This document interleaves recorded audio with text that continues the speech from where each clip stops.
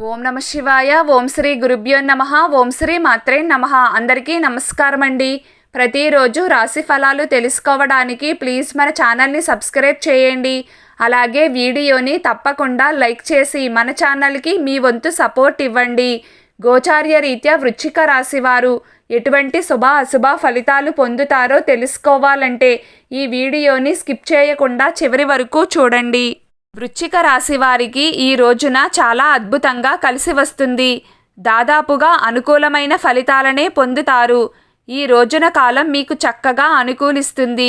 మీ plannings అన్నీ సజావుగా సాగుతాయి. ఎక్కడా ఏ ఇబ్బందులు లేకుండా మీరు కోరుకున్న విధంగా మీ పనులన్నీ పూర్తవుతాయి. అంచనాలు తారుమారు అవుతాయి అని భయపడతారు, కానీ అలా ఏమీ జరగదు. ఈ రోజున గ్రహస్థితి మీకు అన్నింటా శుభాలను చేకూరుస్తుంది. రోజువారీ పనుల్లో కూడా మీకు అంతా అనుకూలంగా ఉంటుంది.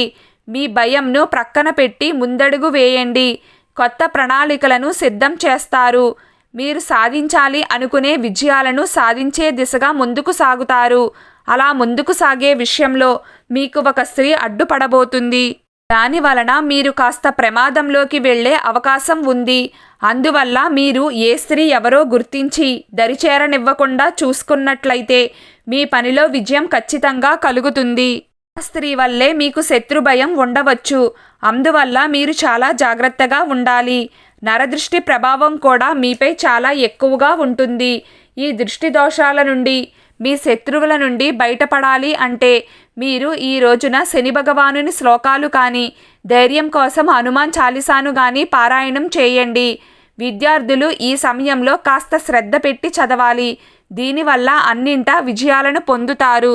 ఈ రోజున మీరు చాలా సంతోషంగా గడుపుతారు. అలాగే ఏమైనా ఇంక్రిమెంట్లు, డాక్యుమెంట్లు, రిజిస్ట్రేషన్ పనులు ఏమైనా ఉంటే వాటిలో ఈరోజు శుభం కలుగుతుంది. ప్రతి పనులు పూర్తయ్యే అవకాశాలు బాగా కనిపిస్తున్నాయి. ఏమైనా కొత్త పెట్టుబడులు పెట్టాలన్నా, వ్యాపారాలు పెట్టాలన్నా మంచి సమయం ఇది. ఈరోజు వృశ్చిక రాశి వారి అదృష్ట సంఖ్య 5.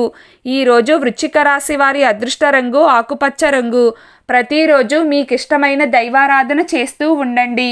అంతా శుభం కలుగుతుంది. ఈ వీడియో మీకు నచ్చినట్లయితే ప్లీజ్ లైక్ చేయడం మర్చిపోకండి. అలాగే ప్రతిరోజు రాశి ఫలాలు తెలుసుకోవడానికి మన ఛానల్ని సబ్స్క్రైబ్ చేయండి. నమస్కారం.